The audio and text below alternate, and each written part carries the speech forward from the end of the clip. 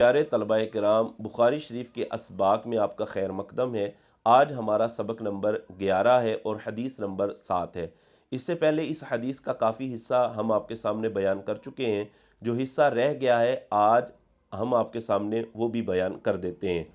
فرمایا وَسَأَلْتُكَ، عبارت کچھ پڑھتے ہیں۔ وَسَأَلْتُكَ هَلْ كُنْتُمْ تَتَّهِمُونَهُ بِالْكِذْبِ قَبْلَ أَنْ يَقُولَ مَا قَالَ فَذَكَرْتَ أَنْ لَا فقد أعرف أنه لم يكن ليزر الكذب على الناس ويكذب على الله وسألتك أشراف الناس اتبعوه أم ضعفاؤهم فذكرت أن ضعفاءهم اتبعوه إلى آخره۔ دیکھیں، ہرقل بادشاہ نے جو ابو سفیان سے سوالات کیے تھے اور ابو سفیان نے ان سوالات کے جوابات ہرقل بادشاہ کو جب دیے ہیں، تو اب ہرقل بادشاہ خود اپنی جو رائے ہے اور جو تاثرات ہے وہ بیان کرنے لگا۔ کہتے ہیں وَسَأَلْتُكَ، میں نے آپ سے سوال کیا تھا کہ حل کنتم تتہمونہ بالکذب، کیا تم ان پر جھوٹ کی تہمت لگاتے تھے؟ قبل ان یقولا، ان کے یہ بات کہنے سے پہلے، ما قالا، جو انہوں نے کہی ہے، یعنی دعوی نبوت سے پہلے کیا کبھی انہوں نے جھوٹ بولا ہو یا تم لوگوں نے ان پر جھوٹ کی تہمت لگائی ہو دعوی نبوت کرنے سے پہلے؟ تو فذکرت ان لا، تو اے ابو سفیان آپ نے یہ جواب دیا تھا کہ لا، نہیں، یعنی کبھی بھی دعوی نبوت سے پہلے ان پر کسی نے جھوٹ کی تہمت نہیں لگائی اور نہ کبھی انہوں نے جھوٹ بولا۔ تو اب ہرقل بادشاہ کہتا ہے فقد اعرف، مجھے یقین ہو گیا تھا کہ انہو لم یکن، ایسا نہیں ہوگا کہ لیزر الکاذب علی الناس، کہ وہ لوگوں پر تو جھوٹ باندھنا چھوڑ دے، ویکذب علی اللہ، اور وہ اللہ پر جھوٹ باندھ دے، یعنی ایسا نہیں ہو سکتا کہ لوگوں سے نہیں جھوٹ بولتا اور اللہ پر وہ جھوٹ باندھ دے، ایسا ہرگز نہیں ہو سکتا۔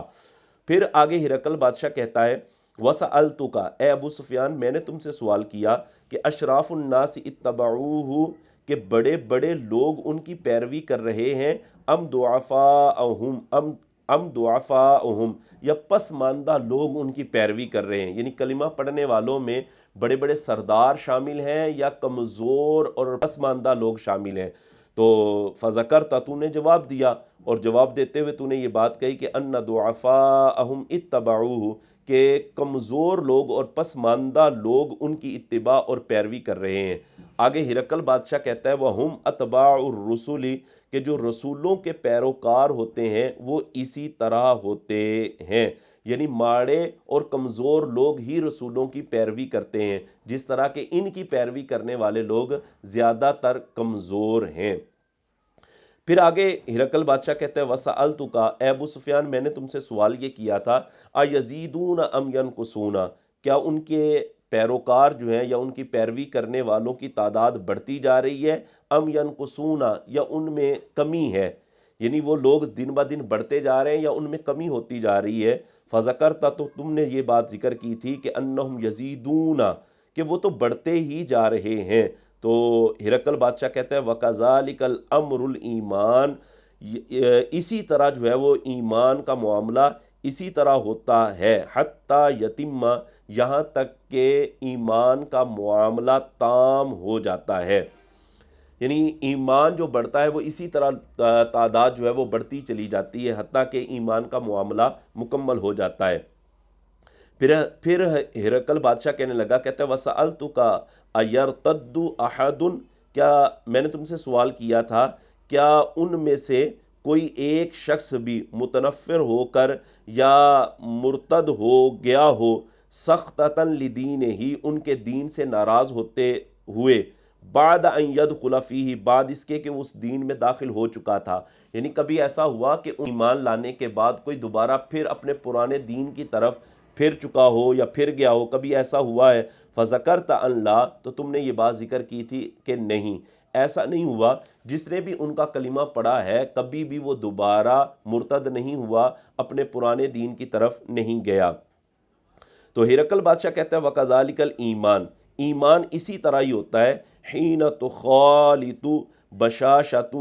القلوبہ، یہاں تک کہ ایمان کی بشاشت مل جاتی ہے القلوبہ ان کے دلوں میں، یعنی ایمان کی بشاشت ایسے ہی دلوں میں رچ بس جاتی ہے کہ جو بھی ایمان لے آتا ہے، اسلام میں داخل ہو جاتا ہے، تو اس کا طریقہ یہی ہوتا ہے کہ دوبارہ پھر کبھی بھی وہ اپنے پرانے دین کی طرف نہیں آتا اور وہ مرتد نہیں ہوتا۔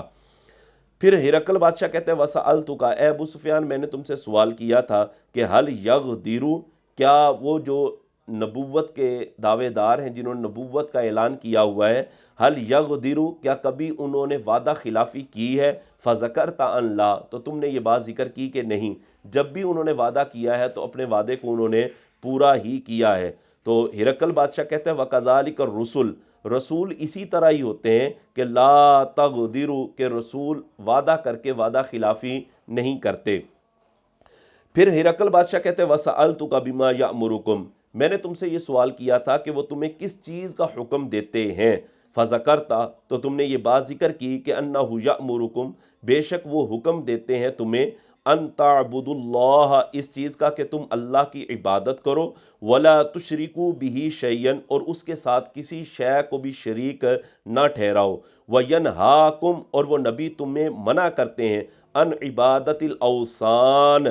گندگی کی عبادت سے۔ یہاں گندگی سے مراد بت ہیں، اوثان وثن ان کی جمع ہے، اس کا معنی ہوتا ہے گند، تو یہاں پر بت مراد ہیں کہ ینہاکم عن عبادت الاوثان، کہ وہ تم کو روکتے ہیں بتوں کی عبادت سے، وَيَأْمُرُكُمْ، اور وہ تم کو حکم دیتے ہیں بالصلاۃ، نماز کا، والصدق، اور سچ بولنے کا، والعفاف، اور پاک دامنی کا۔ یہ ساری باتیں ہرقل بادشاہ کہتے ہیں میں نے تم سے پوچھی، تم نے جواب اسی طرح دیے۔ تو جو رسول ہوتے ہیں وہ اسی طرح کے کام کرتے ہیں جس طرح کے تم نے بیان کیے ہیں۔ پھر آگے ہرقل بادشاہ کہتا ہے فَإِن كَانَ مَا تَقُولُ حَقًّا، اگر وہ باتیں جو تم نے کہی ہیں، اگر وہ ساری باتیں حق ہیں، یعنی وہ اسی طرح ہیں جو تم نے بیان کیا ہے، فَسَيَمْلِكُ، تو وہ ان قریب مالک ہو جائیں گے، مَوْضِعَ قَدَمَيَّ ہَاتَيْنِ، میرے ان دو قدموں کے مقام کے وہ مالک ہو جائیں گے، یعنی بیت المقدس کے ان قریب وہ مالک ہوں گے۔ اور آگے ہرقل بادشاہ کہتا ہے، یعنی وہ متاثر ہو چکا تھا، ہرقل بادشاہ متاثر ہو چکا تھا لیکن یہ ایمان نہیں لایا۔ اس کی کیا وجہ بنی تھی؟ اگلی اسی حدیث میں آگے جو ہے اس بات کو بیان کیا جائے گا۔